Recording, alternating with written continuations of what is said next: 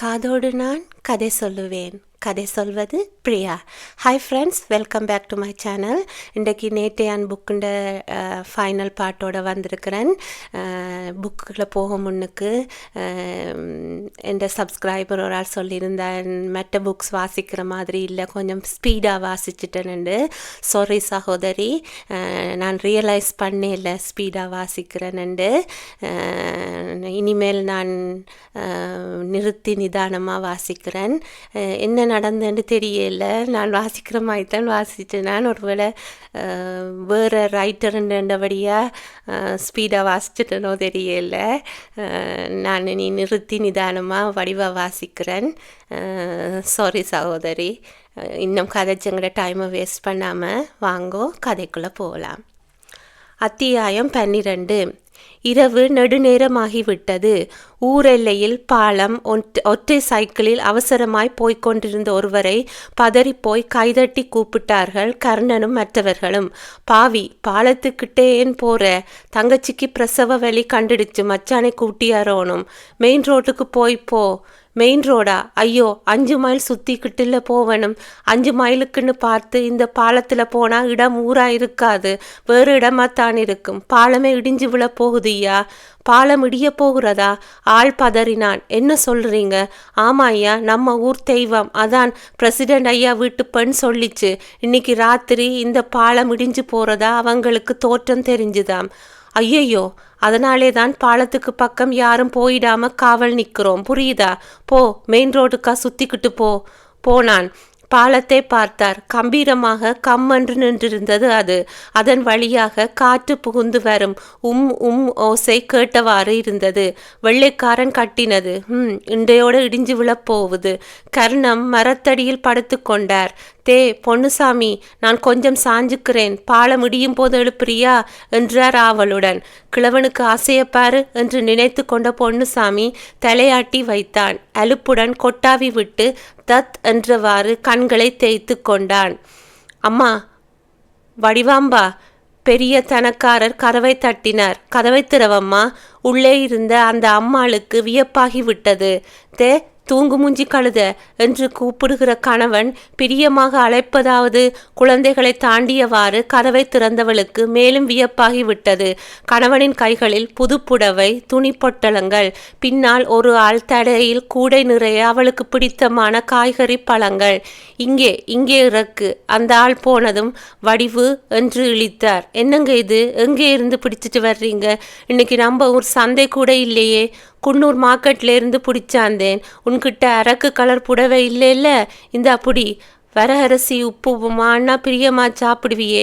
இந்தா 3 படி கொண்டு வந்திருக்கேன். ரொம்ப நாளாக கேட்டுக்கிட்டு இருந்தேன் இல்லை, பச்சைக்கல் மூக்குத்தி ஆர்டர் கொடுத்துருக்கேன். நாளே நாளில் வந்துடும். மழைதான் வரப்போகுது. வடிவு சிரித்தாள். என்னங்க இப்படி திடீர்னு பிரியம் காட்டுறீங்க? என்ன விஷயம்? காலையில கூட சீறி விழுந்துட்டு போனீங்க. ஐயையோ, அதையெல்லாம் மனசில் வச்சுக்காதே, பதறினார். உனக்கு ஊருக்கு போகணும், அவ்வளவுதானே? காலையிலே முதல் பஸ் ஏற்றி விடுறேன். உங்கள் அம்மா வீட்டுக்கு போய் வாரம் 10 நாள் தாராளமாக தங்கிட்டு வா. என்னங்க விஷயம்? அருகில் வந்து மோப்பம் பிடித்தாள். என்ன இப்படி சுருளி வீட்டாண்ட போயிட்டு வர்றீங்களா? அந்த சுருளின் ரகசிய சாராய கடைக்கு அவர் அடிக்கடி போய் வருவது உண்டு. ஐயையோ, அங்கெல்லாம் இனிமே சத்தியமாய் போக மாட்டேன் கெஞ்சினார். தயவு செய்து நீ ஏதாவது தப்பா நினைச்சு தற்கொலை முயற்சிக்கு போயிடாதேன். உனக்கு என்ன வேணுமோ கேளு, இப்பவே போய் வாங்கி வாரேன். தற்கொலை மட்டும் வேணாம், என்னை அனாதை ஆக்கிறாதே. தற்கொலையா? நானா? என்ன உளர்றீங்க? எனக்கு என்ன தலையெழுத்தா? நம்ம ஊர் தெய்வம் சொல்லிச்சும்மா, உன் பொஞ்சாதி குழந்தையோடு சேர்ந்து தற்கொலை பண்ணிக்கிறதா காட்சி தெரியுதுன்னு சொல்லிச்சே. என்ன மோசம் பண்ணிடாதே. யாரு? அந்த பிரசிடென்ட் ஐயா விட்டு பொண்ணா? அதுக்குத்தான் மூளை குழம்பி போச்சுன்னா உங்களுக்குமா பைத்தியம் பிடிச்சிருக்கு? ஐயோ, அப்படியெல்லாம் சொல்லாதே, தெய்வ குத்தம் வந்துடும். மண்ணாங்கட்டி, இப்படித்தான் பாலம் இடிஞ்சதா தெரியுதுன்னு சொன்னீங்கன்னு கொட்டுற பனியில கர்ணம் பாலமே கதின்னு கிடக்கார். ஆச்சு, 1 வாரம் போயாச்சு. பாலம் என்னமோ கல்லு மாதிரி தான் நிற்குது. கர்ணத்துக்கு காய்ச்சல் வந்ததும் ஊர் ஜனங்க ஊரை சுற்றி போய் அலைஞ்சது தான் மிச்சம். அப்ப நீ தற்கொலை பண்ணிக்கிற யோசனை இல்லையா என்றார் அப்பாவியாக. எனக்கு என்ன தலையெழுத்தா? நஷ்ட கணக்கை கூட்டியதும் அவர் முகம் சொத்தை கடலையை மென்று விட்டாற் போல ஆயிற்று. தூங்கு மூஞ்சி கழுதை கத்தினார் சட்டென்று. சோற்றை போடேன். மறுநாள் கோவிலில் கர்ணத்தை பார்த்தபோது நழுவ பார்த்தார் அந்த பெருந்தனக்காரர். என்ன நழுவுறீங்க என்று கர்ணம் கூப்பிட்டு விடவே திரும்பி வந்தார். ஏன்வே, உடம்பு சரியில்லாம மனுஷன் கிடந்தா வந்து பார்க்கறது இல்லையா? அடடே, எனக்கு விஷயமே தெரியாதே சமாளித்தார். ஏன், என்னாச்சு? எல்லாம் அந்த பொன்னால வந்தது. அதன் உளறலை நம்பி ராவும் பகலுமா பனியிலையும் காத்துலையும் கிடந்து காய்ச்சல் வந்தது. இன்னைக்குத்தான் கொஞ்சம் தேவலாம். தான் ஏமாந்த விஷயத்தை மறைக்க வேண்டுமென்று தீர்மானித்து கொண்டார் பெருந்தனக்காரர். அது சொன்னா உமக்கு மூளை வேணாமா? குருவி உட்கார பணம் விழுமுன்னு அது சொன்னது 1-2 பழிச்சிட்டா உடனே எதை சொன்னாலும் நம்பிடுறதா? போன வாரில் ஜப்பான்காரன் மெட்ராஸில் குண்டு போடுறதோட போகிற போக்கில் இது மேலேயும் தான் 1 போட்டான். அதுக்கே அசையாத பாலமாச்சே.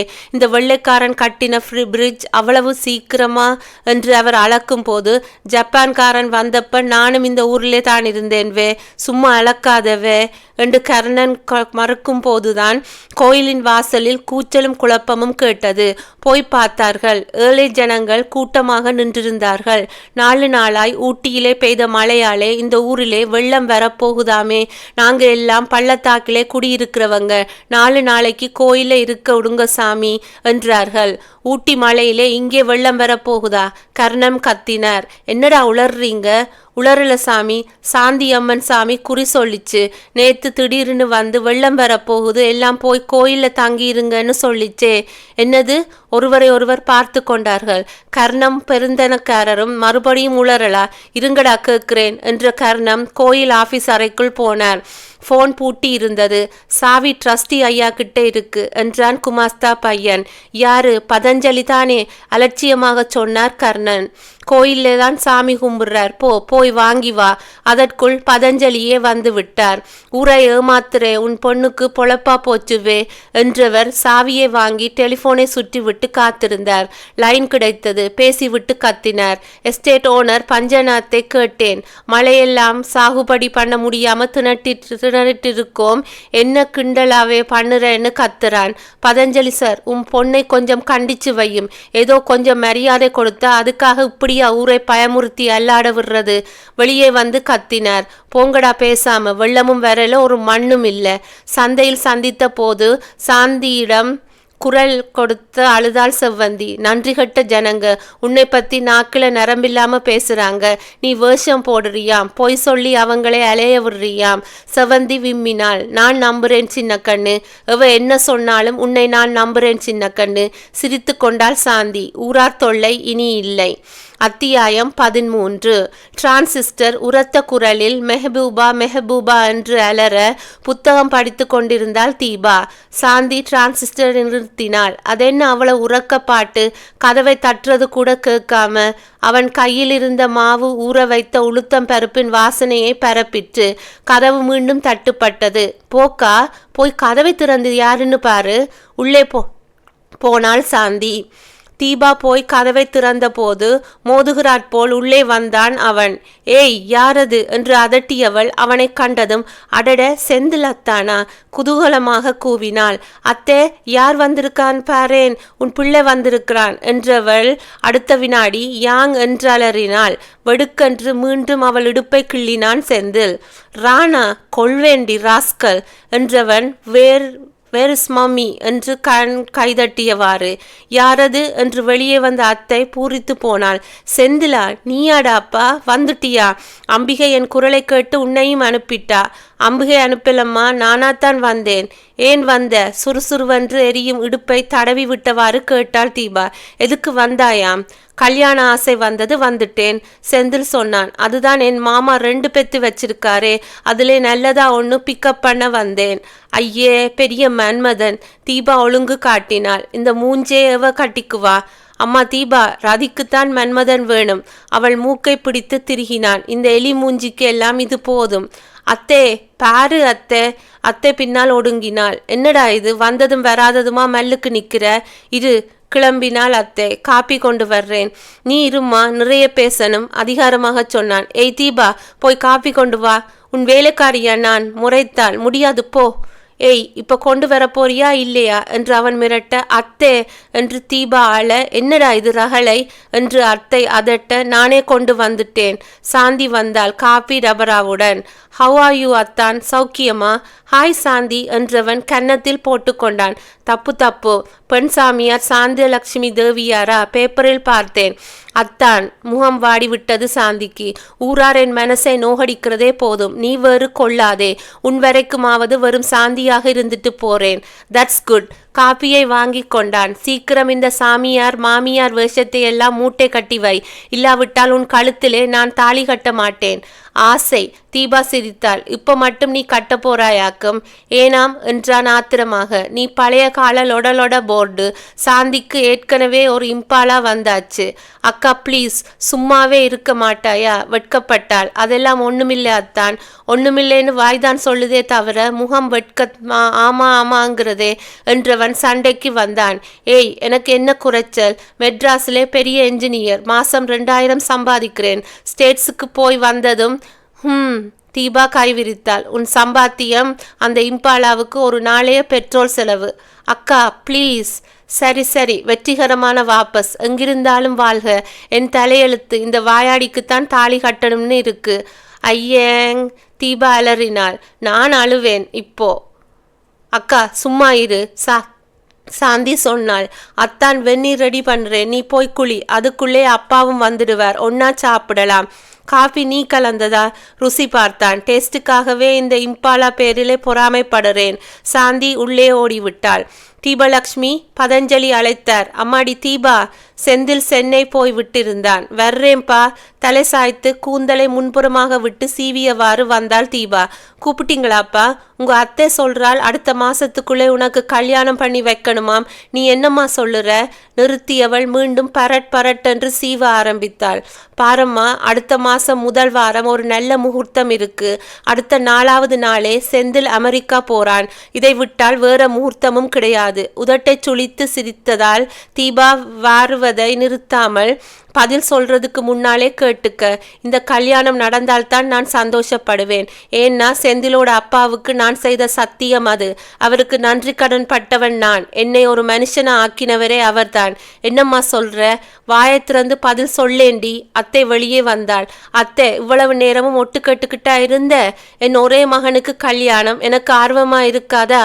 அத்தை. சாந்தி வந்தாள். அக்கா மனசு எனக்கு தெரியும், என்கிட்டயே சொல்லி இருக்கா. அத்தானே பிடிக்கலையாம். ஏய் ஏண்டி, நான் அப்படி சொன்னேன்? தீபா பதற. நீ சும்மா இருக்கா? அந்த மூஞ்சையவ கட்டுவா என்றாள் சாந்தி அலட்சியமாக. Shut up Shanti, I don't want your comments சீறினாள் தீபா. ஏன், அந்த மூஞ்சிக்கு என்னவாம்? உன் ரோமியோவோட நரி மூஞ்சிக்கும் இந்த மூஞ்சி எவ்வளவோ தேவலாம். சாந்தி சிரிக்க ஆரம்பித்ததும் தான் உரைத்தது தீபாவுக்கு. கீழுதட்டை கடித்து கொண்டாள். ஏங்கா, இத்தனை ஆசையை மனசுல வச்சுக்கிட்டா பதில் சொல்ல இவ்வளவு தயங்குற? அப்பா, நீங்க அதே முகூர்த்த தேதியை குறித்து அத்தானுக்கு எழுதி போட்டுடுங்க. ஏனக்கா, சரிதானே? தீபா உள்ளே ஓட, என் மகனுக்கு கல்யாணம்.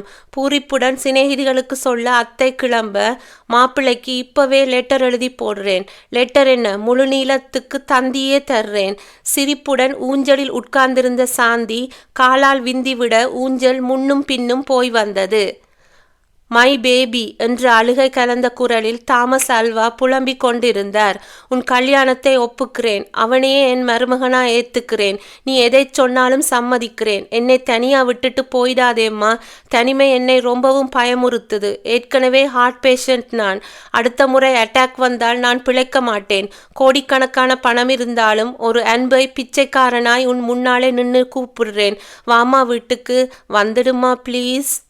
அத்தியாயம் 14. வெளியூரிலிருந்து ஒரு கும்பல் வந்து இறங்கியது. என்னடி இது, பொழுது போனால் பந்தக்கால் எல்லாரும் மசமசன்னு இருக்கிறீங்க. பகிரதி அம்மாள் எல்லா கல்யாணங்களிலும் அவர்தான் நாயகி, அதிகாரி எல்லாம். வீடு கல்யாணக்கலை கட்ட துவங்கியது. அத்தைக்கு இப்போதுதான் மூச்சு சீராக வர ஆரம்பித்தது. வாடி பகீரதி என்றான் பூரிப்புடன். ஏண்டி, தம்பியாச்சேன்னு விட்டு கொடுத்திருக்க மாட்டியே, எவ்வளவு கறந்த என்று கண் சிமிட்டினாள் பாகீரதி. வரதட்சணை தானே, நான் 3 லட்சம் பெறுமுன்னேன். ஆனால் 6 லட்சத்தை தூக்கி கொடுத்துட்டான். வைக்க இடமில்லை. உன் பொட்டியில கொஞ்சம் இடம் கொடேன். புருடா விடுறியடி. பின்ன என்னடி, ஒன்றுக்குள்ள ஒன்று. பய எனக்கு பிறந்தாலும் அவன் படிப்புல இருந்து வேலை வரை எல்லா பொறுப்பையும் தம்பியே ஏத்துக்கிட்டு இப்போ பொண்ணையும் தரேங்கிறான். இதுல கொடுக்கலன்னா என்ன, வாங்கலன்னா என்னடி இது? வாசலை பார்க்குற ஒரு கடன்காரி வந்துட்டா, இன்னும் யார் வரப்போறாங்களோ? சும்மா இருடி. ஸ்வீட் பண்ண சமையல்காரனே வர சொன்னேன், 2 மணிக்கே வரேன்னா 4 மணி நாளாகிறது, இன்னும் காணோமே. இதுக்கெல்லாம் ஆளை எதிர்பார்க்கிறதா? வாடி, நான் பூந்தி புளியறேன், நீ லட்டு பிடி, நான் எதுக்கு இருக்கிறேன்? ஆஹா, நீ வருகிறது ஞாபகம் இல்லாமல் போச்சு, இல்லைன்னா சமையல்காரனை கூட போட்டிருக்க மாட்டேன். ஆசை, நான் மாப்பிள்ளை வீட்டுக்காரிடி, சம்மந்தி, சமையல் பண்ண வரல, அதிகாரம் பண்ண வந்திருக்கேன். உனக்கு பதிலா மனையிலே உட்கார போறவடி நான். சிரித்தார்கள். தூங்கி எழுந்த தீபா அறைக்கு வெளியே வந்தாள். சமையலறையில் சிரிப்பு சப்தம் கேட்டது. உள்ளே போனாள். வாடி கல்யாண பொண்ணே, பாகீரதி மாமி சொன்னாள். மத்தியான தூக்கம் தூங்காதே, உடம்பு பெருக்கும், அப்புறம் நம்ம பையன் பாடுதான் அவஸ்தை. போங்க மாமி என்றாள் வெட்கத்துடன். போகச் சொன்னால் போயிடுவேனா? தாலி கட்டுறச்ச வெட்கப்படுறதுக்கு நம்ம பையனான்னு பார்க்க வேண்டாமா? அத்தை பாரு அத்தை. ஏ பாகீரதி, ஏண்டி மருமகளை அளவிடுற? பாரேன் கரிசனத்தை, இந்தாடி, நாளைக்கு மருமகளும் மாமியாரும் சிண்டை பிடிச்சுக்கிட்டு நிற்கிறப்ப நான் தாண்டி வரணும் மத்தியஸ்தம் பண்ண, ஞாபகம் வச்சுக்க என்றவள் அதட்டினாள். சும்மா கிளறாதேடி, முந்திரி பருப்பை சிவக்க வறுத்தால் போரும், கரியாக்கிடுவா போலிருக்கே, அள்ளு சீக்கிரம். நெய்யில் வறுபடும் முந்திரியின் மனம் கும்மென்று வீசியது. வெளியில் போயிட்டு வர்றேன் அத்தே. கரண்டியால ஒன்று போடு அவளை. கல்யாணம் நெருங்குறது, வெளியே போறாளாமே, திருஷ்டி பட்டுடும், அந்த சாந்தியை அனுப்பு என்றாள் பாகீரதி மாமி. தீபா சாந்தியை தேடி வாசலுக்கு வந்தபோது அங்கே உமாசங்கரும் இருந்தான். ஹாய் ரோமியோ என்றாள். உன் அக்கா முகத்திலே கல்யாணக்கலை வந்துட்டது, என் கண்ணே பட்டுடும் போலிருக்கு என்றான் சாந்தியிடம். மிஸ்டர், உங்க கண்பட வேண்டிய அவ நான் இல்லை என்றாள் தீபா. அக்கா ப்ளீஸ், கொஞ்சம் சும்மா இரேன், இன்னும் எத்தனை நாளைக்கு கிண்டல் பண்ண போறேன் என்றவள் கெஞ்சினாள். ஏய் இவளே, கொஞ்சம் தட்டார் வீட்டு வரை போய் நகைகளை வாங்கிட்டு வாடி. நான் போகக்கூடாதாம், ஒன்று செய்யேன், உமாசங்கர் வண்டியிலேயே ஊர்வலமாய் போய் வா. நான் மாட்டேன், போ. என் தங்கை இல்லை, என் செல்லம் இல்லை, போயிட்டு வாடி. Romeo please. ஜாடை காட்டிவிட்டு உள்ளே ஓடினாள் தீபா. போகலாமா என்றார் கார் கதவை திறந்தவாறு. பால்காரன் வந்தான். மாடு கயிறை அறுத்து விட்டு போயிடுச்சு தாயி, எங்கே போச்சோ தெரியல, இன்னைக்கும் பால் கறக்கிறதுக்கு இல்லை. விருந்தாளிங்க வருகிற நேரம் வீட்டிலே கரைக்கிறதுக்கு போதாதுன்னு உன்கிட்ட ஏற்பாடு பண்ணினோம், இப்ப இப்படி சொன்னால் எப்படி என்றாள் சாந்தி. பொய்யில்ல தாயி, இதோ இந்த கயிறாலே தான் கட்டி வச்சேன், அறுத்துட்டது. கயிறை தொட்டவன் உணர்ச்சி வசப்பட்டான். உன் மாடு இப்போ கோயில் தோட்டத்திலே இருக்கு, போ. அட போதாயி, நீயும் உன் ஜோசியமும் அலட்சியமாக சொல்லிவிட்டு போய்விட்டான் அவன். இப்போதெல்லாம் யாரும் அவள் ஜோசியத்தை நம்புவதில்லை. அத்தியாயம் 15. மேளச்சத்தம் காதில் விழ ஆரம்பித்ததும் அத்தையின் பரபரப்பு அதிகமாயிற்று. அடி பெண்டுகளா, பெண்ணுக்கு அலங்காரம் முடிஞ்சுதா? ஜானவாசம் இப்ப முடிஞ்சிடும், விரதத்துக்கு பெண்ணை கூட்டிட்டு வாங்க, நேரம் போறதே தெரியல என்றவள் கவனித்தாள். சாந்தி பரபரவென்று பறந்து கொண்டிருந்தாள். இடம் போதாது போலிருக்கே, நீ போய் மணிக்காரர் வீட்டிலிருந்து 2 கம்பளம் வாங்கிட்டு வா என்று யாரையோ அனுப்பி வைத்தாள். பந்தலில் எரியும் பஞ்சமுக குத்து விளக்கில் எண்ணெய் விட்டு தூண்டி விட்டாள். சமையல்காரனின் உதவியால் வந்து ஏதோ கேட்க சரியென்று நடந்தாள். இடுப்பிலிருந்த சாவி கொத்தால் ஸ்டோர் ரூமை திறந்து தேங்காய்களை எடுத்து தந்தாள். முந்திரி பருப்பை ஒரு குத்து அள்ளி அவன் தட்டில் போட்டாள். சுட்டு விரலை காட்டி எச்சரித்தபடியே வெளியே வந்தாள். வாசலில் வந்தவர்களை ஓடிப்போகை வரவேற்றாள். இனிமையாக சிரித்தவாறு அப்பா அப்பா என்று அழைத்தவாறே வெளியே போனவள் உடனடியாக திரும்பினாள். ஒரு வழக்கு தலைக்காரரிடம், ஹெட்மாஸ்டர் சார், கொஞ்சம் நாட்காலிகளுக்கு ஏற்பாடு பண்ணுங்களேன், பாண்டு போட்டு வருகிறவங்களுக்கு வசதியாயிருக்கும் என்றாள். இடுப்பில் சாவி கொத்தை முடிந்தவாறு வந்தவளை பிடித்து கொண்டாள் அத்தை. தரதரவென்று சமையலறைக்குள் அழைத்து போனாள். ஒரு மனையை எடுத்து போட்டு உட்கார வைத்தாள். என்ன அத்தை, என்னை உட்கார வச்சிட்ட, ஏகப்பட்ட வேலை இருக்கு. ஜானவாச ஊர்வலம் வேற நெருங்கிட்டது. ஐயா இன்னும் ஆரத்தி கரைக்கல. இழப்போனவளை அழுத்தி மீண்டும் அமர்த்தினாள் அத்தை. எல்லாம் ரெடியாயிருக்கும். மத்தியானம் 3 மணிக்கு ஒரு வாய் சாப்பிட்டவ பச்சை தண்ணி கூட இல்லாம ஓடியாடிக்கிட்டு இருந்தா என்ன ஆகிறது? காப்பி வந்தது. பிடுங்கிக் கொண்டு குடிக்க ஆரம்பித்தாள். எப்படி வியர்த்து போச்சு பார் என்று அத்தை துடைக்க, நினைவுக்கு வந்ததும் கேட்டாள் சாந்தி. ஏன் மாமா, வாழை இலை வேணும்னாலே வந்துட்டது குழந்தை, நீ காப்பியே சாப்பிடுமா என்றார் சமையற்கார பிரியத்துடன். 1 காப்பி பாராட்டினாள் சாந்தி. சமையலுக்கும் இப்படியே இருக்கணும். அவர் சிரித்தவாறு கொத்தமல்லி கட்டுகளை கிள்ளி கிள்ளி சாம்பாரில் போட்டார். டின்னர் எத்தனை மணிக்கு ரெடியாகும்? நாங்கள் இப்பவே ரெடி. Very good. காஃபியை விழுங்கி டம்ளரை வைத்து விட்டு எழுந்தாள். மறந்துட்டேனே, அரைப்படி அரிசி வேணும்னார். அச்சச்சோ, பூக்கூடை வேற ரூமிலே இருக்கே. ஈரத்துணி போட்டு மாடியிலே வைக்கணும், அப்பத்தான் காலையிலே வாடாமல் இருக்கும். ஓடிவிட்டாள். குழந்தைக்கு அக்கா மேலே தனி பாசம். இந்த ஓட்டம் ஓடுறதே என்றார் சமையல்காரர். அத்தைக்கு பெருமையாயிருந்தது. ஊர்வலம் வந்தாச்சு. தோழிகள் எழுந்தார்கள். வாங்கடி, போய் மாப்பிள்ளையை பார்க்கலாம். ஏய் தீபா, நீயும் வரியாடி? வெட்கத்துடன் தலை குனிந்தாள் தீபா. நிமிர்ந்த போது சாந்தி தெரிந்தாள். உட்கார்ந்து கொண்டாள். அக்கா, இந்த கல்யாணம் ட்ரெஸ்ஸில் நீ ரொம்ப அழகா இருக்க. தலை குனிந்தாள் தீபா. அடேங்கப்பா, இந்த ட்ரெஸ்ஸுக்குத்தான் என்ன மகிமை? வாயாடி அக்காவை கூட வெக்கப்பட வச்சு விட்டதே. போடி என்றாள் தீபா கூச்சத்துடன். நிமிர்ந்த போது கண்ணீர் தெரிந்தது. என்னக்கா? சாந்தி பதறிவிட்டாள். ஏனக்கா அலற? போடி பைத்தியம், இது ஆனந்த கண்ணீரடி. மனசுக்கு பிடிச்சவரையே கணவரா ஏற்படுற சந்தோஷம். உன் ரோமியோவை கைப்பிடிக்க போறையே, அப்ப தெரியும் உனக்கு. சாந்தியை அணைத்து கொண்டு கண்ணீர் விட்டாள் தீபா. பாசத்துடன் முதுகை தட்டி கொடுத்தாள் சாந்தி. அத்தியாயம் 16. குழந்தைகளின் கும்பலுக்கு நடுவிலிருந்து எழுந்து இறங்கினான் செந்தில். பாகீரதி மாமியை கேட்டான். ஏன் மாமி, இது என்ன சம்பிரதாயம்? இத்தனை குழந்தைகளை எதுக்காக மாப்பிள்ளையோடு காரிலே போட்டு அடிக்கிறீங்க? அவனோட எதிர்கால குடும்பத்தை நினைவூட்டி பயமுறுத்தவா? சிரித்தாள் மாமி. அசடு நட. ஆரத்தி எடுப்பதை வேடிக்கை பார்த்தான். பொட்டு வைக்க வந்த அம்மாள் சற்று குள்ளமாயிருக்கவே குனிந்து நெற்றியை காட்டினான். சிதறுகாய் உடைத்ததும் வலது காலை எடுத்து வச்சு விட்டு வாங்க மாப்பிள்ளை என்றார் ஒருவர்.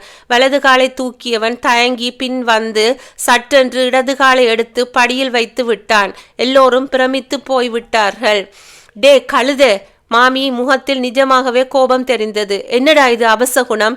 பின்ன என்ன மாமி, இந்த வீட்டுப்படி என்ன எனக்கு புதுசா? எத்தனை தடவை ஏறி இறங்கி இருப்பேன். இப்ப மட்டும் என்ன சகுனம்?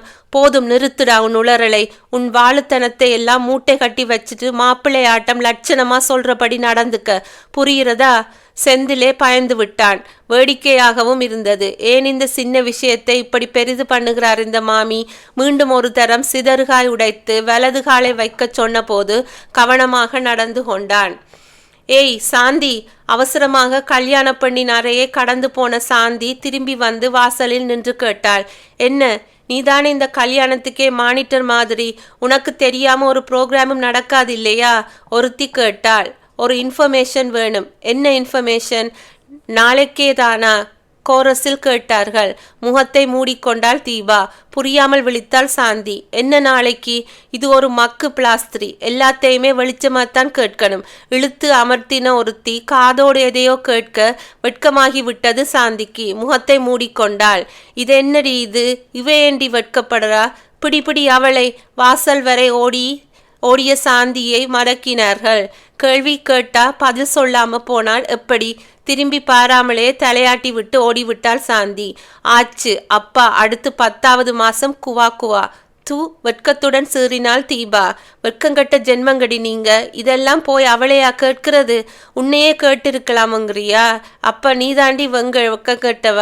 ஐயோ, ஜஸ்ட் ஒரு நாள் பொருடி. அப்புறம் தனியறையிலே உட்கார்ந்துக்கிட்டு மைதிலி இப்படி சொன்னா, ராதிகா இங்கே கிள்ளினான்னு ராத்திரி பூரா ரிப்போர்ட் பண்ணணும். நான் போறேன்பா. இப்பவே ரிப்போர்ட் பண்ண போறியா?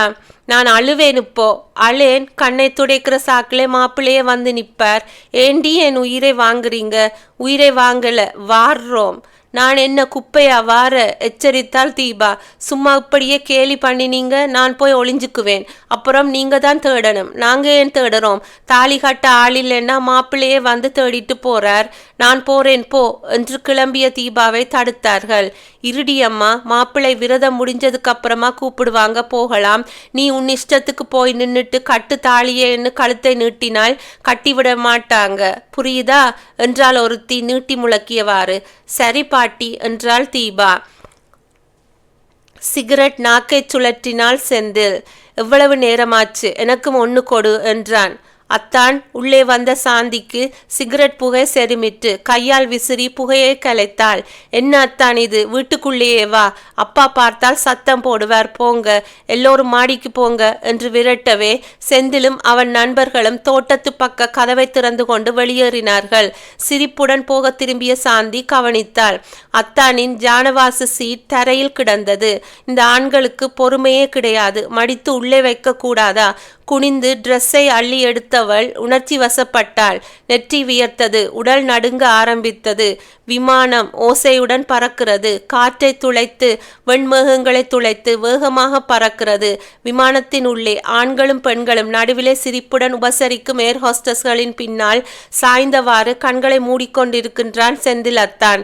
விமானம் ஓசையுடன் பறந்த விமானம், காற்றை துளைத்து மேகங்களில் புகுந்து புறப்பட்ட விமானம் புகையை கரும்புகையை கக்கி வானத்திலே கருப்பு கோடு போடுகிறது. பிறகு படீரென்ற பெரிய வெளிச்சத்துடன் வெடித்து சிதறுகிறது. சீட் நழுவி விழ இரண்டு கைகளாலும் கன்னத்தை தாங்கி வீறிட்டு அலறிய சாந்தியின் அலறல் கெட்டி மேள சத்தத்தில் அமுங்கி போயிற்று. மூச்சிறைக்க தள்ளாடி ஒரு நாட்காலியை பற்றி கொண்டு நின்றாள். வியர்வை ஆறாக பெருகி சோழியை நனைத்தது. நெஞ்சை பிடித்து கொண்டாள். தெய்வமே தெய்வமே, நான் என்ன செய்யட்டும்? நெஞ்சின் ஒரு மூலையில் தோன்றிய பதில் விஸ்வரூபம் எடுத்தது. நிறுத்து, இந்த கல்யாணத்தை நிறுத்து, எப்படியாவது நிறுத்து. கோட் ஸ்டாண்ட் அருகில் இருந்த துவாலையால் முகத்தை அழுத்தி துடைத்து கொண்டாள். கண்ணீரை அடக்கினாள். அது மேலும் மேலும் பொங்கியது. முகத்தில் ஒரு தீர்மானம் வந்தது. வெளியே வந்தாள். ஆனந்த பைரவியை நிரவல்களுடன் ஆனந்தமாக வாசித்தார் நாயனக்காரர். சடங்குகள் நடந்து கொண்டிருந்தன.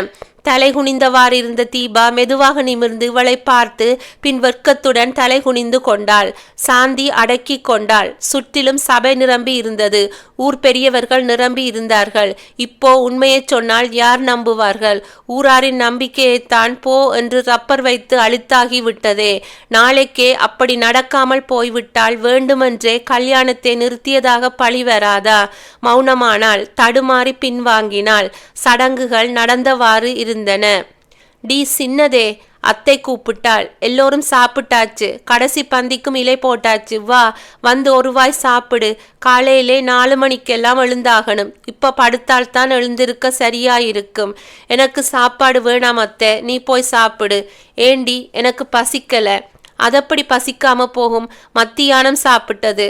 அத்தை, என்ன தொல்லைப்படுத்தாதே ப்ளீஸ், என்னை கொஞ்சம் தனியா விடேன். என்னடி வந்துட்டது உனக்கு? கொஞ்சம் முன்னே கூட குதிச்சுக்கிட்டு இருந்த, இப்ப என்ன ஆச்சு? யாராவது ஏதாவது சொன்னாங்களா? பதில் வராமல் போகவே. சரி சரி, சாப்பிடாட்டி போறது. 2 பழமும் பாலும் கொண்டு வர்றேன், சாப்பிட்டு தூங்கு. அத்தை அத்தை அத்தை நின்றாள். அவள் சொல்வதை கேட்க தயாராக காத்து நின்றாள். தன் ஒரே மகனுக்கு கல்யாணம் என்று குதூகலமாயிருக்கும் அத்தையிடமா சொல்வது? எப்படி சொல்வது? நம்புவாரா? ஒப்புக்கொள்வாரா? கூடாது, சொல்லக்கூடாது. என்னடி? அழுத்து கொண்டாள் அத்தை. கூப்பிட்டே பேசாம இருந்த என்ன அர்த்தம்? ஒண்ணுமில்லை அத்தை, ஒண்ணுமில்லை. ஏண்டி இப்படியெல்லாம் விசித்திரமா நடந்துக்கிற? அத்தை அதட்டினாள். நீ என்கிட்ட சொன்னாலும் சொல்லாட்டிலும் எனக்கு தெரியாமல் போயிடுமா? அத்தை, வழக்கம் போல ஏதோ காட்சி தெரிஞ்சிருக்கு, குழம்பிட்ட, அதுதானே? அத்தை, அது உனக்கு எப்படி தெரியும்? உன் முகத்தில இருந்து படித்தேன். இதை பாரு, ஊரில் இருக்கிற எவனை பற்றியோ கவலைப்பட இது நேரம் இல்லை. உன் அக்கா வாழ்க்கை சந்தோஷமா அமையணும், அதை பற்றி கவலைப்படு, அது போதும். உறுதியுடன் சொல்லிவிட்டு அத்தை போய்விட்டாள். அழுகை வந்தது சாந்திக்கு. ஆமா அத்தை, என் அக்கா வாழ்க்கை நல்லபடியாக அமையணும்னு தான் நான் கவலைப்படுறேன். அம்மா சாந்தலக்ஷ்மி. பதஞ்சலி உடனே உள்ளே வந்தார். என்னம்மா இது, கொத்து சாவியை தவற விட்டுட்ட? யாரோ கொண்டு வந்து கொடுத்தாங்க, ஜாக்கிரதை குழந்தை, 4 பேர் வரப்போகிற இடம். நீண்டதொரு கொட்டாவியை வெளியேற்றினார். ஒரே அசதி. நான் கொஞ்சம் சாஞ்சுக்கிறேன் குழந்தை, 3 மணிக்கெல்லாம் எழுப்பிடம்மா என்று நகர ஆரம்பித்த பதஞ்சலியை சாந்தியின் அழைப்பு நிறுத்தியது. என்னம்மா? ஒரு முக்கியமான விஷயம் பேசணும், உள்ளே வாங்கப்பா. தூக்க கலக்கத்துடன் உள்ளே வந்தார் அவர். அரைக்கதவை சாத்தி தாளிட்டவள் அவர் மார்பில் சாய்ந்து குமுறினாள், அழுதாள். என்னம்மா குழந்தை? பதறி விட்டார். என்ன ஆச்சு? ஏன் அலற? அப்பா, என் பேரிலே உங்களுக்கு நம்பிக்கை இருக்கு இல்லையா? என்னம்மா கேள்வி இது? நம்பிக்கை இல்லாமலா கொத்து சாவியே உங்ககிட்ட கொடுத்து வச்சிருக்கேன்? நான் எதை சொன்னாலும் கேட்பீங்கள் இல்லையா? சொல்லுமா, கேட்கிறேன். நான் என்ன செய்யணும்? இந்த கல்யாணத்தை உடனே நிறுத்துங்கப்பா, அவ்வளவுதானே என்றவர் அவர் சொன்னதன் அர்த்தம் உரைத்ததும் தன் காதுகளையே நம்பாமல் மீண்டும் கேட்டார். என்னம்மா சொன்ன? நான் சரியா கவனிக்கல. கல்யாணத்தை உடனடியாக நிறுத்துங்க, உறவுக்காரங்களை திருப்பி அனுப்புங்க, மேளக்காரங்களை மூட்டு கட்டச் சொல்லுங்கள், வாசல்லே போட்டிருக்கிற பந்தலை உடனடியாய் பிரித்து எறியுங்கள். சாந்தி அதட்டினார். உனக்கு என்ன பைத்தியமா பிடிச்சிருக்கு? கல்யாணத்தை நிறுத்துறதாவது என்ன உளறுற? உளறலையப்பா, நல்லதுக்குத்தான் சொல்றேன், சாந்தி உறுதியுடன் சொன்னாள். இந்த கல்யாணம் நடக்கக்கூடாது. ஏன்? என்ன காரணம்? காரணம் கேட்காதீங்க, சொல்ல மாட்டேன். ஆனால் இந்த சூழ்நிலையிலும் இந்த கல்யாணம் மட்டும் நடக்கவே கூடாது. வாயை மூடு, அபசகுணமாய் பேசாதே. நான் நினைக்கிறேன், பதஞ்சலி சொன்னார், காலையிலிருந்து ஓடியாடி உன் மூளை களைச்சு போயிருக்கு, அதனாலே தான் உளர்ற. கொஞ்சம் ஓய்வு எடு, சரியாய் போய்விடும். அப்பா, இந்த கல்யாணம் நடக்கணும், நடந்தே ஆகணும். ஏன் தெரியுமா?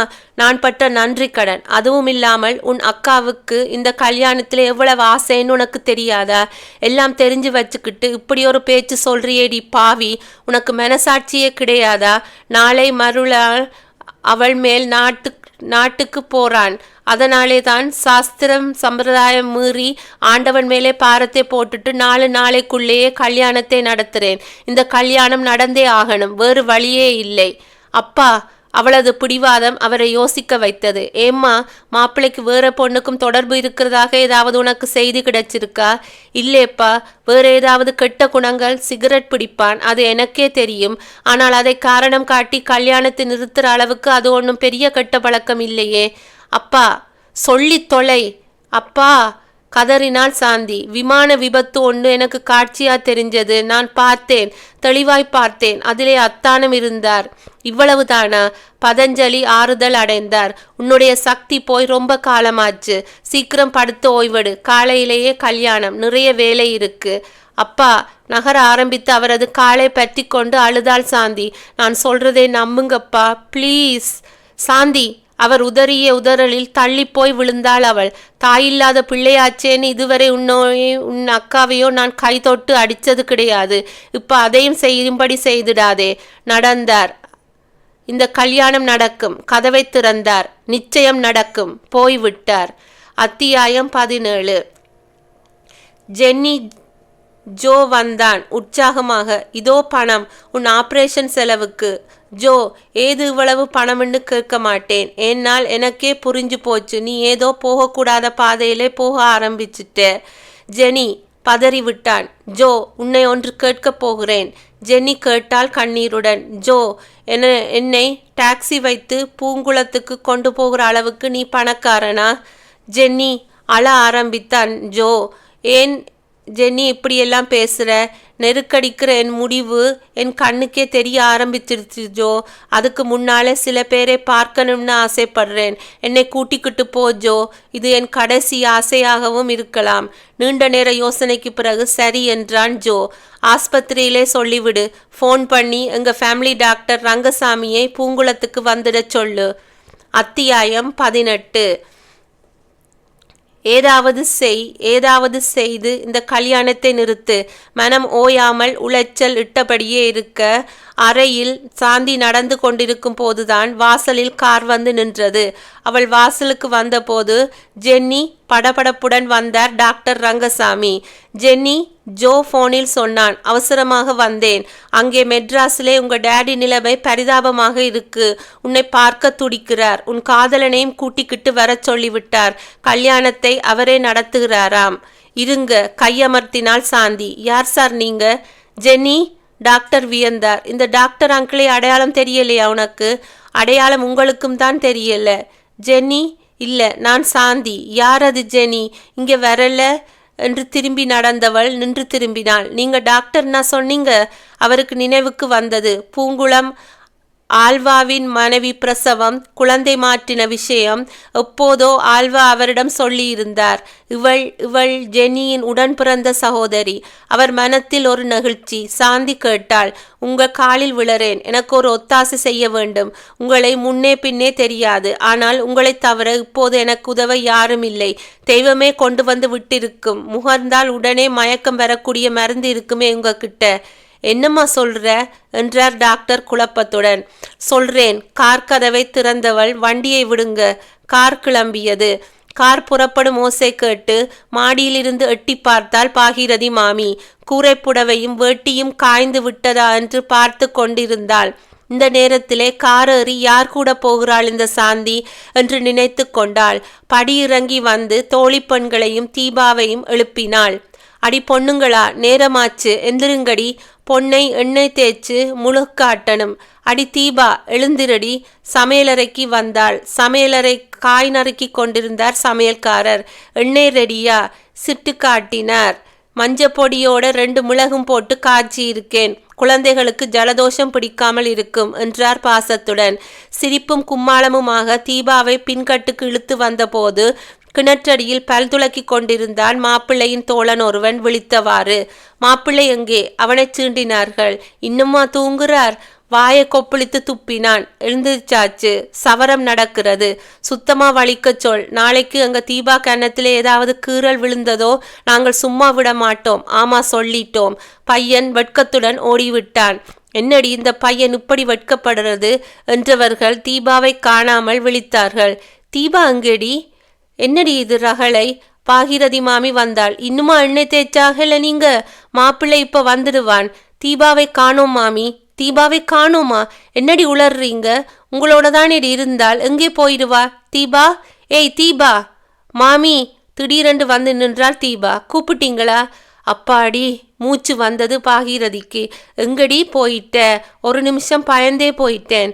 பாருங்க மாமி, அசிங்கமா கேலி பண்றாங்க. சொல்லி வையுங்க. இனிமே கேலி பண்ணினாங்களோ நான் ஓடி ஒளிஞ்சுக்குவேன். அப்புறம் கூப்பிட்டாலும் வர மாட்டேன். கல்யாண பொண்ணுன்னா அப்படித்தான் வருவாங்க. நான் என்ன குப்பையா வார? சரி சரி பொண்ணுங்களா, அதிகமாக கலாட்டா பண்ணாம சீக்கிரமாகட்டும் ஆகட்டும் என்று பெரிதாக தலையாட்டினார்களே ஒழிய மாமி அந்தண்டை போனதும் ஆளுக்கு ஆள் கிள்ளுவதும் கிச்சு கிச்சு மூட்டுவதுமாக ஆரம்பித்து விட்டார்கள். எங்களையே அலற வைக்கிறியா ராஸ்கல், கொன்னுடுவோம். சரி சரி, அவள் புடவையை அவிழ்த்து எறியுங்கடி. மாட்டேன். மார்போடு அணைத்து கொண்டாள் தீபா. சும்மா சாஸ்திரத்துக்கு கொஞ்சம் எண்ணெயை தலையில வச்சுட்டு போங்கடி. மீதியை நானே பார்த்துக்கிறேன். எங்கிட்ட என்னடி கூச்சம்? திருஷ்டி பட்டுடும்னு பயப்படுறா போல இருக்கு. இப்பவே பழக்கப்படுத்திக்கடி. ராத்திரி மாப்பிள்ளை எப்படியெல்லாம் இருக்க சொல்லுவாரோ. எல்லோரும் பாய்ந்து அவளை துகுளுரிய முயலும் போது உற்சாகத்துடன் அலறியவாறு குளியலறைக்கு வெளியே வந்து கதவை சாத்தி தாழ்பால் போட்டுவிட்டு புலக்கடை வாசல் வழியாக வெளியே போய் மதில் சுவருக்கு கீழே குனிந்து நின்று தோழிகளின் அலறலையும் கெஞ்சலையும் ரசித்து கொண்டிருந்த போது சட்டென்று அவளை பற்றி இழுத்தது ஒரு கரம். திரும்பி பார்த்து அலற நினைக்கும் போது கைக்குட்டையால் அவளது வாயையும் மூக்கையும் பொத்தியது. அது மயங்கி விட்டாள். அடடா! பாகீரதி மாமி தாளை நீக்கி கதவை திறந்தாள். என்னடி கலாட்டா? எண்ணெய் தேய்க்கணும், புடவையை அவிருடி எண்ணோம். எங்களை உள்ளே தள்ளி தாள் போட்டுட்டு அவ எங்கேயோ ஒளிஞ்சிட்டு இருக்கா. எங்கேயும் போயிருக்க மாட்டா. மாமி கத்தினாள். தீபா, தீபா வாடி வெளியே, விளையாட்டு போதும். தீபா கூவலுடன் தேட ஆரம்பித்தார்கள் தோழிகள். வினாடிகள் விரிய, நிமிடங்கள் நில்லாமல் ஓட எல்லோர் வயிற்றிலும் பயம் குபுகுபுத்தது. இவ்வளவு நேரம் விளையாட்டில் காட்டமாட்டாளே. வினோதமான வாசனையை உணர்த்துகிறது மாமியின் மூக்கு. என்ன இது நடி என்று மூக்கை சுளித்தாள். மாமி என்று தீபா திடீரென்று தோன்றி சூழ்நிலையை கலகலப்பாக மாற்ற மாட்டாளா என்று ஏங்கினாள். தீபா என்றால் உறக்க. தீபாவை காணோம். கல்யாண பெண்ணை காணோம். விஷயம் வீட்டுக்குள் பரவியது. அத்தை மயங்கி விட்டாள். செந்தில் புரியாமல் நின்றான். பதஞ்சலி இடிந்து போய்விட்டார். சாமி, கிராம கர்ணன் கேட்டார். கல்யாணத்திலே பெண்ணோட விருப்பத்தை கேட்டீங்கள் இல்லையா? என்ன கேட்டு கட்ட காலமோ நம்ம கிராமத்துக்கு. கல்யாண பெண் காணாமல் போறதாவது. என்ன நடந்தது? எல்லோரும் நிமிர்ந்தார்கள். உமாசங்கர் நின்றிருந்தான். அவனை பார்த்ததும் பதஞ்சலிக்கு நினைவு வந்தது. சாந்தி, இவ்வளவு கலேபரம் நடக்கிறது. அவள் எங்கே? சாந்தி என்றார் அதட்டலுடன். எங்கே சாந்தி? அவர் குரலில் இருந்த ஆவேசம் அனைவரையும் சிலிர்க்க வைத்தது. மெல்ல வந்தாள் சாந்தி. டி சாந்தி. அடி சின்னதே. அத்தையின் அலறல் அமைதியை கிழித்தது. தீபாவை காணோம் டி. அப்படியா என்றால் சாதாரணமாக. நீ பார்த்தியா? உனக்கு ஏதாவது தெரியுமா? தெரியாது.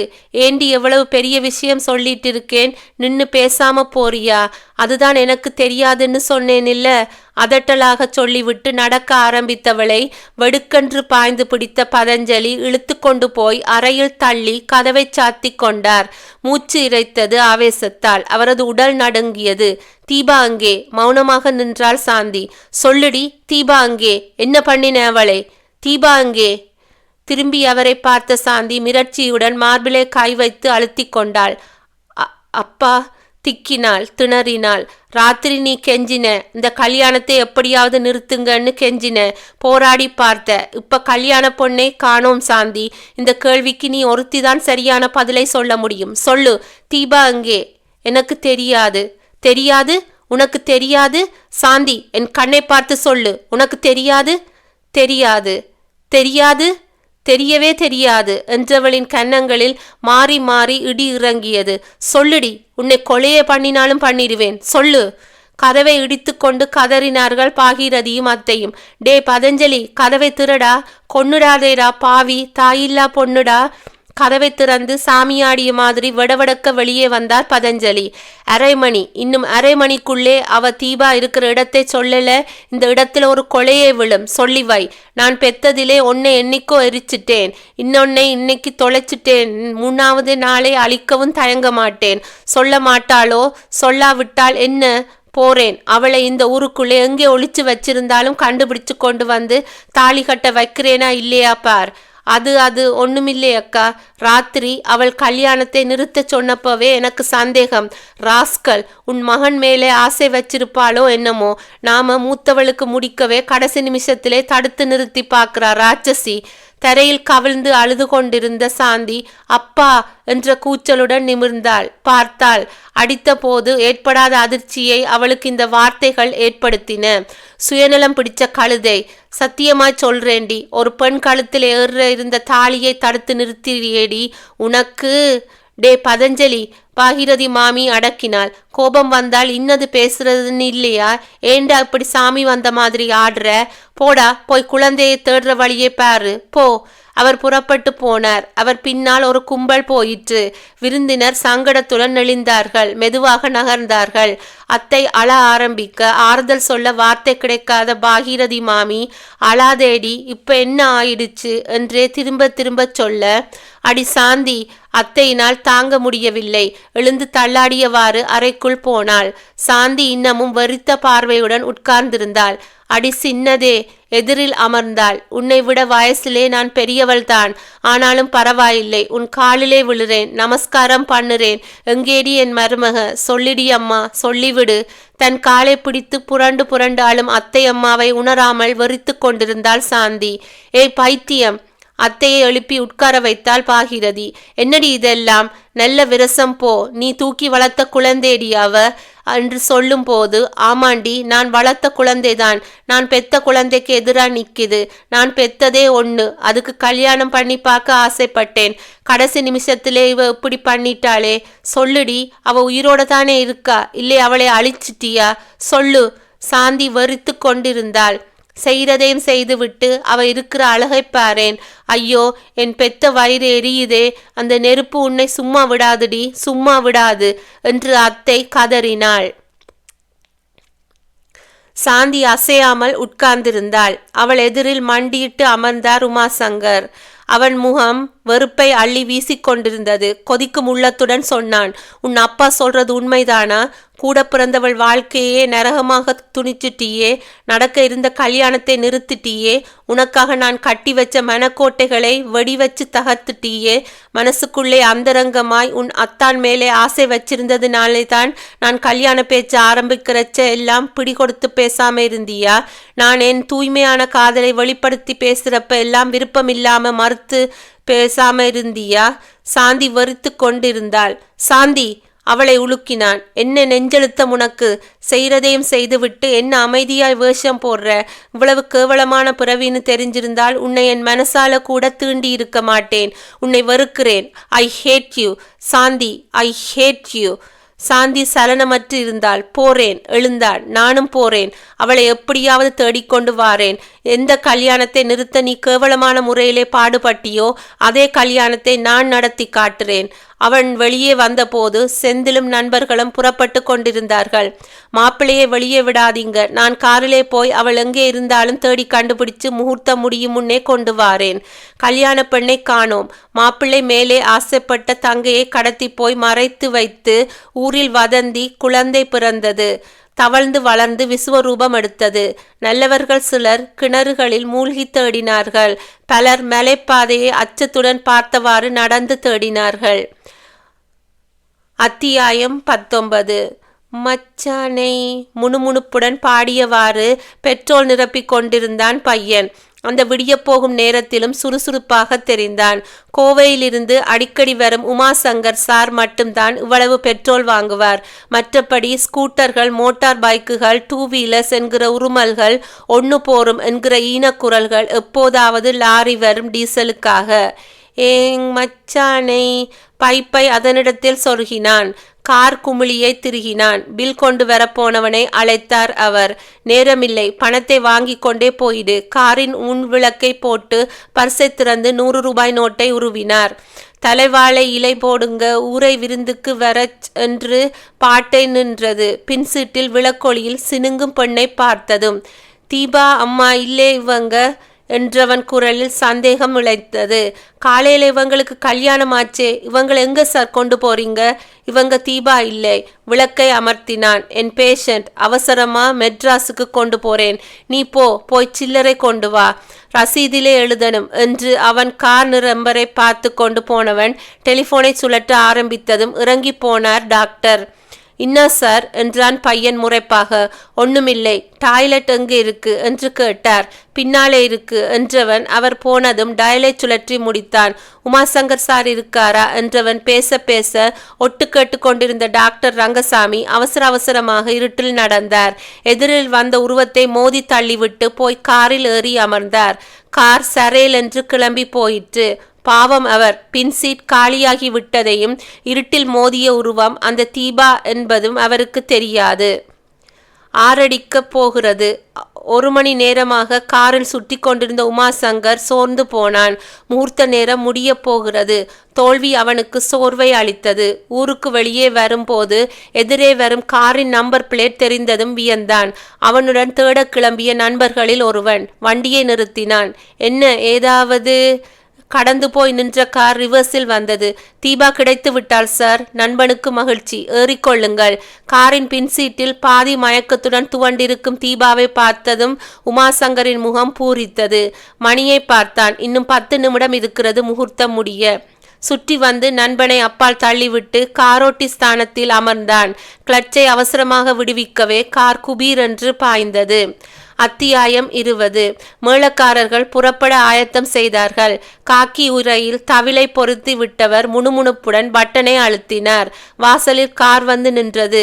பெருத்த கிரீச்சொலியுடன். நாதசுரத்தை உரையில் திணித்து கொண்டிருந்தவர் வாழி பிளந்து வியக்க, புறப்பட எழுந்து நின்ற சாஸ்திரிகள் கல்யாண பொண்ணு வந்தாச்சு என்று மகிழ்ச்சியுடன் கூவ, வெளியே ஓடி வந்த அத்தையும் பாகீரதியும், ஐயோ என்னப்பா ஆச்சு? தீபா என்று அலற, ஷ் என்று அதட்டலுடன் லேசான மயக்கம், அவ்வளவுதான் என்றவாறு புஷ்ப மூட்டை போல கையில் ஏந்தி இருந்த தீபாவை மணமேடையில் அமர்த்தினான் உமாசங்கர். முகூர்த்தம் முடிய 3 நிமிஷம் இருக்கு ஐயர், நடக்கட்டும், மாப்பிள்ளையை கூப்பிடுங்க என்று பறந்தான். செந்திலை கூட்டி வந்தனர். முதலில் தாலி கட்டி முடியட்டும், மற்ற சடங்குகள் விவரங்கள் அப்புறம். அவசரமாக தர்ப்பை கட்டை பிரித்து சங்கல்ப மோதிரத்தை தேடி எடுத்த புரோகிதர் செந்திலின் விரலில் செருகினார். மேளம் என்றார். அவசரமாக தேவர்கள் மந்திரத்தால் அழைத்தவாறு மேளம். நாதசுரத்தை உருவியெடுத்து பொருத்தி வாசிக்க ஆரம்பித்த அளவுக்கு தவிலை கலற்ற முடியாமல் தவித்தார். கெட்டிமேளம் என்று அவசர ஒளி வரவே உரையின் மேலேயே ஓங்கி அடித்து ஓசை எழுப்பலானார். தெருமுனையில் சோர்வுடன் திரும்பிக் கொண்டிருந்த பதஞ்சலியின் காதில் அந்த கெட்டிமேள ஓசை கேட்டதும் கண்கள் பணிக்க சிரித்தார். நின்று கொண்டே இருந்தார். அத்தியாயம் 21. தூங்கிட்டியா? ஆடும் நாட்காலியில் அமர்ந்து கண்களை மூடிக்கொண்டிருந்த பதஞ்சலி கண்ணை திறந்தார். பாகீரதி நின்றிருந்தாள். காலையிலிருந்து பட்டினி கிடக்கிற. கையில் இருந்த மோரை நீட்டினாள். இந்த மோரையாவது குடி. தலையசைத்தார் வேண்டாம் என்று. சரிதான் குடிடா, அதட்டினாள். எந்த சோதனையான நேரத்திலேயும் கலங்காமல் இருக்கிறது தான் புருஷ லட்சணம். குடி. வாங்கி கொண்டார். உலர்ந்து போன நாவுக்கும் வயிற்றுக்கும் அந்த மோர் தேவாமிர்தமாக இருந்தது. தம்ளரை நீட்டினார். இன்னும் கொஞ்சம் கொண்டு வரவா? வேண்டாம் என்றவர் கேட்டார். டாக்டர் என்ன சொன்னார்? எத்தனை தடவைதான் கேட்பாயோ? அழுத்து கொண்டாள் பாகீரதி. வெறும் மயக்கம் தானாம். நல்லா தூங்கினால் 2 நாளிலே குணமாயிடுமாம். வந்து நாளைக்கு காலையிலேயே பையன் ஃபாரினுக்கு புறப்படுறான். இன்னைக்கே சாந்தி முகூர்த்தம் வச்சிடலாம்னு பார்த்தேன். கல்யாணம் பண்ணியும் பிரம்மச்சாரியா இருக்கணும்னு அவன் தலையெழுத்து போலிருக்கு என்றவர் பாகீரதி எதையோ சொல்ல தவிப்பை கண்டார். என்ன?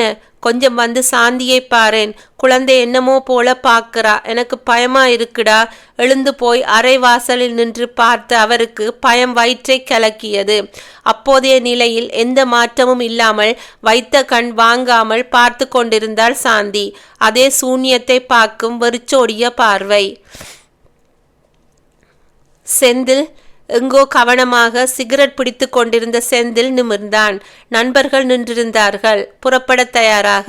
சாயங்கால பஸ்ஸுக்கே போயிடலாம்னு இருக்கோம். நானும் புறப்படுறேன். எழுந்தான். நானும் வர்றேன். ஒன்னா போகலாம்.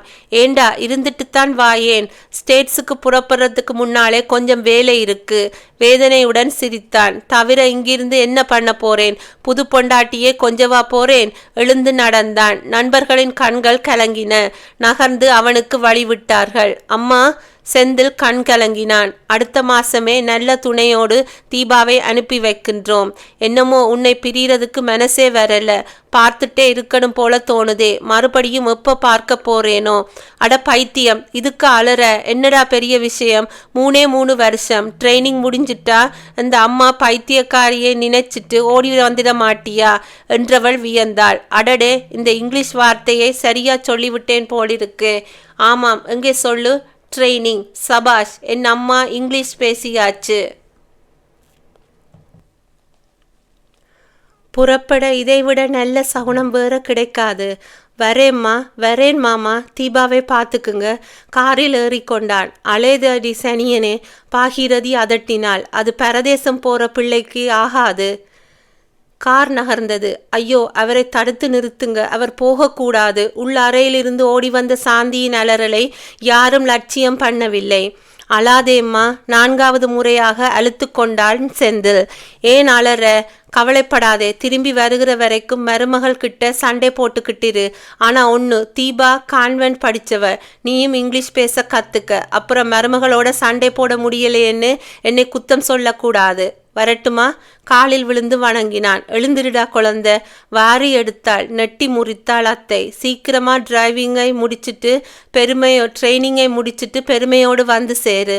ஐயா, டிரைவிங் இல்லையம்மா, ட்ரைனிங். சொல்லு. டிரைவிங். இப்போத்தானே சொன்னேன் இங்கிலீஷ் கற்றுக்கோன்னு. செந்தில் பதஞ்சலி உருகினார். பை பை மாமா. அம்மா, நான் வரேன். பாகீரதி ஆண்டி, க்ஷேமமா போய் வாடாப்பா. வரேன் மாமா. அவன் வாசலை அடையும் போது சாந்தி நின்றாள். குறுக்கே கைகளை நீட்டியவாறு.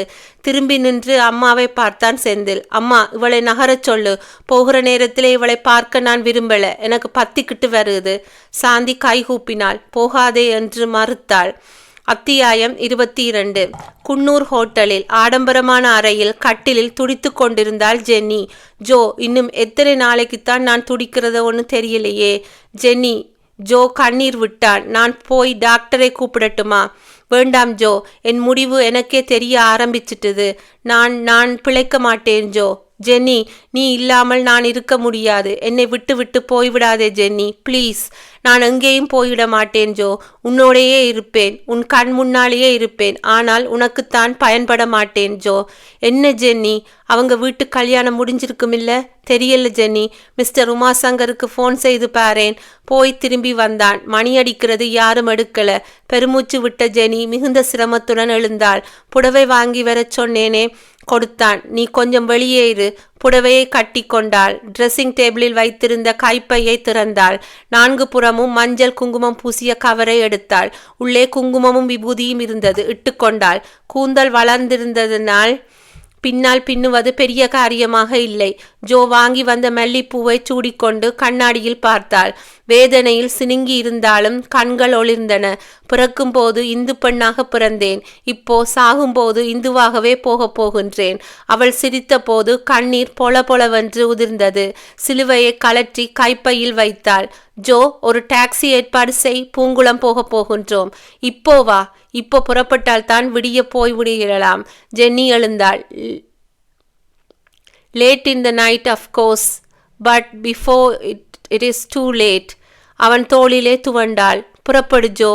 அத்தியாயம் 23. டெலிஃபோன் ஒலிக்க துவங்கியதில் போர்வையினுள் சிணுங்கினான் உமாசங்கர். அலுப்புடன் எழுந்தான். ஹலோ என்றான். எக்ஸ்சேஞ்சிலிருந்து பேசினார்கள். கோளாறு சரியாகிவிட்டாது என்றார்கள். நன்றி சொல்லிவிட்டு வைத்ததும் அது மீண்டும் அலறியது. எடுத்தான். Is it mister Umashankar? மீண்டும் எக்ஸ்சேஞ்ச். எஸ் என்றான் அலுப்புடன். சிரமத்துக்கு மன்னிக்க வேண்டும். மெட்ராஸிலிருந்து ட்ரங்கால் வந்திருக்கின்றது. காத்திருந்தான். ஹலோ என்றான் உரக்க. பயனியர் என்ஜினியரிங் அண்ட் கன்சூரன்ஸிலிருந்து பேசுகிறோம். இந்த நேரத்திலே சிரமம் தருவதற்கு மன்னிக்கவும். ஊரிலே உங்கள் வீட்டில் மட்டும் டெலிஃபோன் இருப்பதால் உங்களை தொல்லைப்படுத்த வேண்டி இருக்கின்றது. பரவாயில்லை, சொல்லுங்கள். உங்கள் ஊரில் ஒருவர் வீட்டுக்கு ஒரு அவசர தகவல் தெரிவிக்க வேண்டுகின்றோம். அதிர்ந்து போய்விட்டான் உமாசங்கர் செய்தியை கேட்டு. அத்தியாயம் 23. யாரோ விம்மியாலும் ஓசை கேட்டவாறு இருந்தது.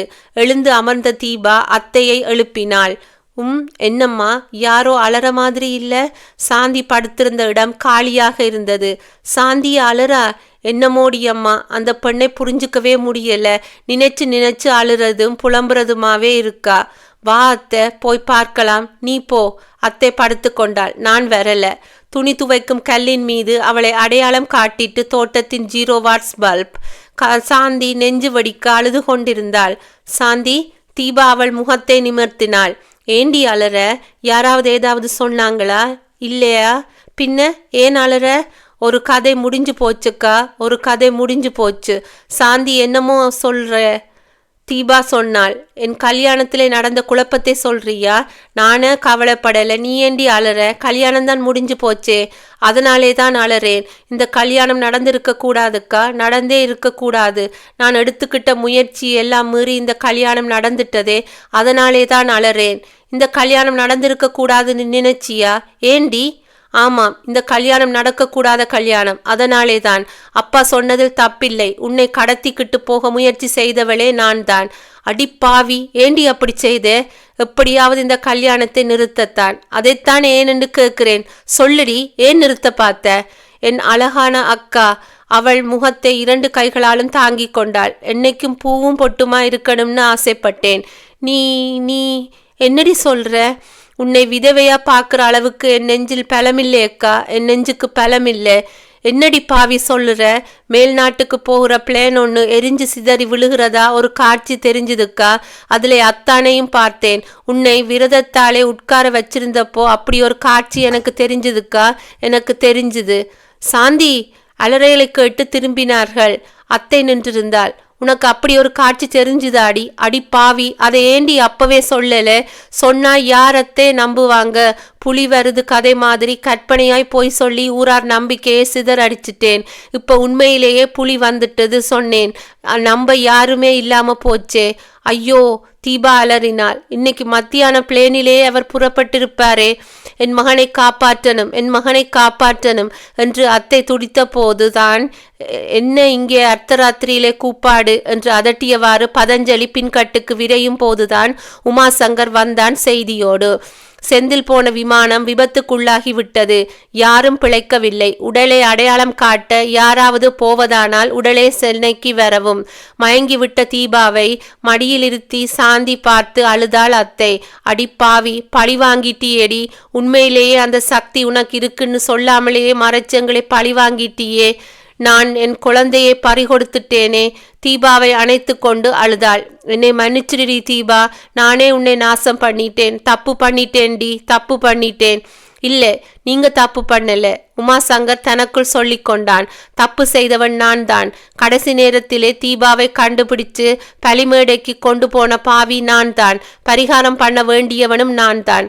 தெரியாமல் அழிச்சு அவள் வாழ்க்கையை தெரிஞ்சே திரும்பி தர நானாயிற்று. நெஞ்சு வெடிப்பது போல கதற ஆரம்பித்தாள் அத்தை. இனிமேல் அவனை பற்றி நினைக்க என்ன மிச்சம் இருக்கு? எனக்கு இருந்த ஒரே பிள்ளை போயிட்டான். அவன் உடம்பை கண்டுபிடிக்க முடிஞ்சால் அங்கேயே எரிச்சிட சொல்லுங்க. டே பதஞ்சலி, ஏண்டா பிரமே பிடிச்சு நிக்கிற? போடா, காரியங்களை நீதாண்டா பண்ணணும். இங்கிருந்தே பண்ணு போ. பெத்த கடனுக்காக நான் தலை முழுகிடுறேன். சாந்தினி தனித்து நின்றாள். சாகும் முன் போகும் முன் உமாசங்கரின் பார்வை 1000 வார்த்தைகள் பேசிட்டு. கோர்த்து பார்த்தாள். விருப்பமில்லாத உன்னோட வாழறதை விட என்னாலே பாதிக்கப்பட்ட பெண்ணுக்கு வாழ்வு தருகிறது 1000 மடங்கு மேல். பாதிக்கப்பட்டு பார்வையாலேயே குற்றம் சாட்டும் தீபா வேண்டுமென்றே மகனை கொன்றவள் என்ற அத்தையின் பார்வை சொல்லும் குற்றச்சாட்டு ஆத்திரமும் கோபமும் கண்ணிலேயே தெரிய அப்பா அவள் தனியாகி விட்டாள். பாடுபட்டு பழி வந்ததே மிச்சம். அக்கா விதவையாகி விட்டாள். மனம் சோர்ந்தது, துவண்டது. நடந்தாள். தோட்டத்து கதவை திறந்து வெளியேறினாள். இனி அவளை பார்க்கும் போதெல்லாம் அத்தைக்கு மகன் நினைவு வரும். அழுவாள். அப்பாவுக்கு ஊரையும் வீட்டையும் குழப்பும் சனியன் என்ற ஆத்திரம் வரும். தீபா அக்கா மௌனமாகவே அழுவாள். கோணல் மாணலாக கிளைகளை பரப்பிய ஒரு மாமரத்தின் கீழே அமர்ந்து கொண்டவள் சரசரவென்று ஓசை கேட்டதும் திரும்பியவள் திடுக்கிட்டாள். கருநாகம் ஒன்று போய்கொண்டிருந்தது. சட்டென்று எழுந்தவளின் தலை ஒரு கிளையில் பலமாக மோதிக்கொண்டு விட்டது.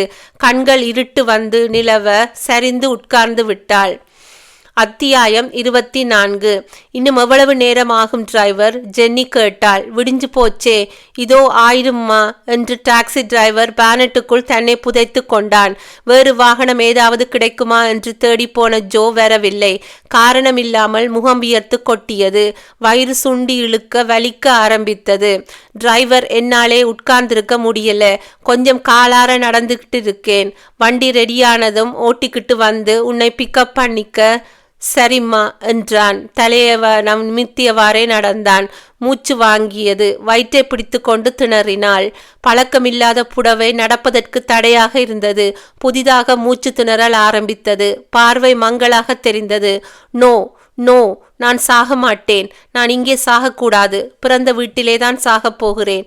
அப்பா என்று அலறியவள் சரிந்தாள். நடு சாலையில் துவண்டு துடிக்க ஆரம்பித்தாள்.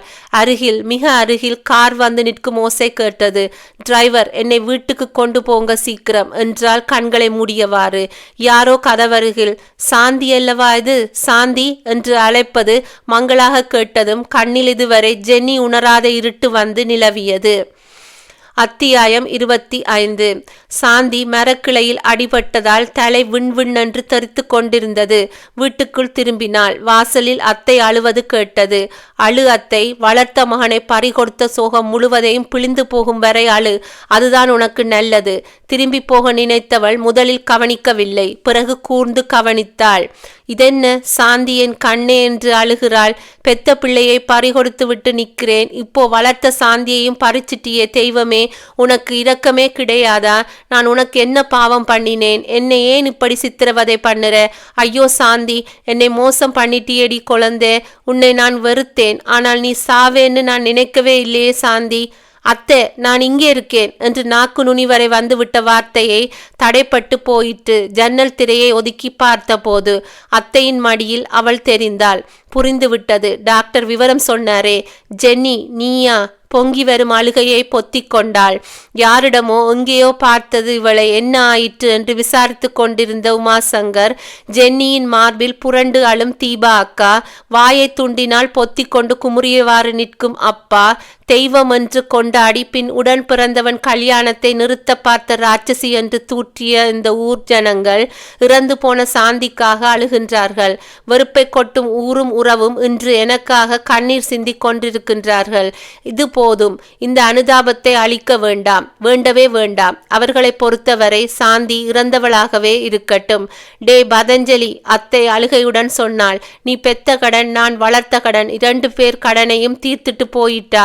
இனிமேல் அவளை வெறுக்க முடியாது, திட்ட முடியாது. கைதொட்டு அடிச்சியே, அதுவும் இனிமேல் முடியாது. அவ கடனை அவ தீர்த்துட்டா. கடைசி கடனை நீயும் தீர்த்துடு. தீர்த்தம் கொண்டு வந்து தலையிலே தெளிச்சு உன் மகளை வீட்டுக்கு கொண்டு போடா. போ, ஏன் நிக்கிற? போடா, போ. யாரோ உள்ளே வருவது தெரிந்தது. ஒதுங்கி மறைந்து கொண்டாள். கொண்டு வந்து கொடுத்த தீர்த்தத்தை மந்திரம் சொல்லியவாறு அவள் உடலின் தலையில் தெளித்து கதறிவிட்டார் பதஞ்சலி. சாந்தி, என் மகளே. நல்ல விளக்கு ஏற்றி வந்து தலைமாட்டில் வைத்து தீபாவின் கதறல் எல்லோரையும் உலுக்கி எடுத்தது. சாந்தி, போயிட்டியாடி? போகல அக்கா, மனசுக்குள் புலம்பினாள். ஆனால் போயிடுறேன். இனி இந்த வீட்டுக்குள்ளே வந்தால் குழப்பம்தான் மிஞ்சும். அது கூடாது. போயிடுறேன், ஒரேடியாய் போயிடுறேன். அழுதவாறு முக்காடிட்டு போட்டு கொண்டு வெளியே அவள் வரவும் டாக்ஸி ஒன்றில் ஜோ வரவும் சரியாக இருந்தது. ஜென்னி, ஜோ கூவினாள். நீ எப்படி இவ்வளவு சீக்கிரம் இங்க வந்த? ஜென்னியின் காதலனா இது? இந்த வீட்டிலே என்ன அழுகை சப்தம்! பெருமூச்சு விட்டாள். அந்த வீட்டுக்கும் எனக்கும் ராசி இல்லை போலிருக்கு ஜெனி. அன்றைக்கு வந்தப்ப கல்யாண கனாட்டா, இன்னைக்கு சரி சரி, சந்தர்ப்பம் சரியில்லை போலிருக்கு. ஏறிக்க, திரும்பவும் குன்னூருக்கே போயிடலாம். காரில் ஏறிக்கொண்டாள். மௌனமாகவே இருந்தாள். ஜோ ஏதேதோ பேசியவாறு இருந்தான். அவளது மௌனம் அவனுக்கு வியப்பை அளித்தது. ஏதோ மாறுதலை உணர்த்தியது. ஊர் எல்லையே கடந்ததும் ஒரு பாலடைந்த மண்டபத்தின் அருகில் வண்டி போகும்போது டிரைவர், கொஞ்சம் வண்டியை நிறுத்து என்றாள். இறங்கிக் கொண்டாள். வாங்க என்றாள். புரியாத நிலையிலேயே நடந்தான் ஜோ. நீங்கள் உங்க ஜென்னியோட முகத்தை கடைசி தடவையாய் பார்க்க வேண்டாமா? என்ன ஜென்னி உளர்ற? திடுக்கிட்டான் ஜோ. நான் ஜென்னி இல்லை. திரும்பி நின்று அவள் கண்களை பார்த்தாள். நான் சாந்தி. அப்போ அங்கே ஜென்னி தான் இறந்து போயிட்டா. இடிந்து போய் உட்கார்ந்தவன் முகத்தை மூடிக்கொண்டு அழ ஆரம்பித்தான்.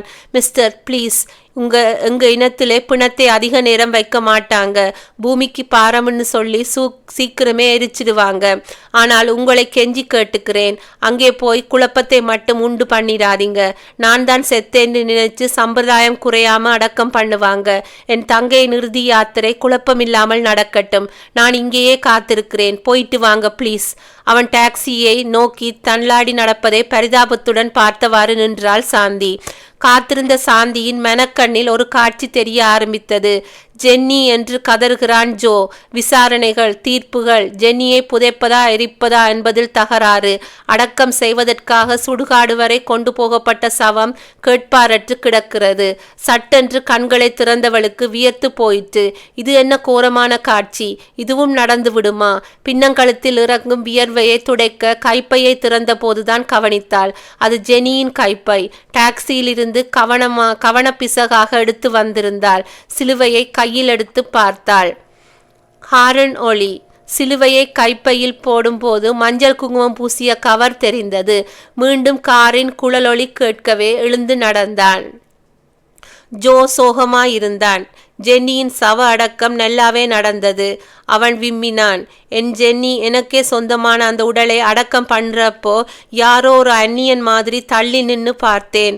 அவள் யோசிக்கலானாள். எனக்கு தெரிந்த அந்த காட்சி அது எப்படி பொய்யாகி போயிற்று? என் இஎஸ்பி பவர் பொய் சொல்லிட்டா? மரத்தில் அடிபட்டதும் அழிந்து விட்டதா? நினைவு வந்தபோது ஜோ ஜென்னியை பற்றி சொல்லிக்கொண்டே இருந்தான்.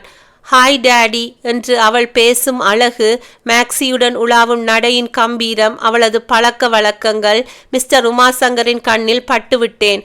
அவரும் செத்தது நீதான்னு நினைக்கின்றார்.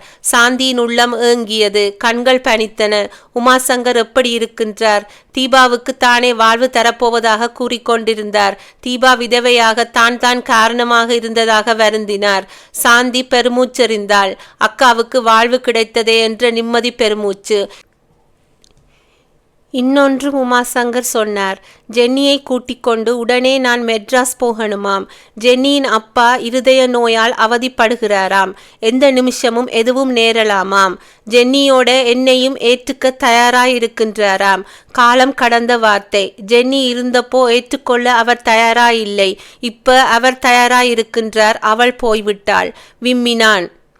கார் குன்னூர் ஹோட்டல் வாசலில் நின்றது. இந்தாருங்க உங்கள் ஜென்னியின் ஹேண்ட்பேக். எங்கே? என் விதி விட்ட வழியே போக புறப்பட்டேன். எங்கன்னே தீர்மானிக்கல. களைச்சு போயிருக்கீங்க மேடம், ஜோ கெஞ்சினான்.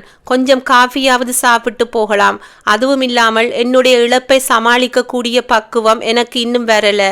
தற்கொலையிலிருந்து என்னை காப்பாற்ற ஆசைப்பட்டால் வந்து கொஞ்சம் ஆறுதல் சொல்லிவிட்டு போங்க.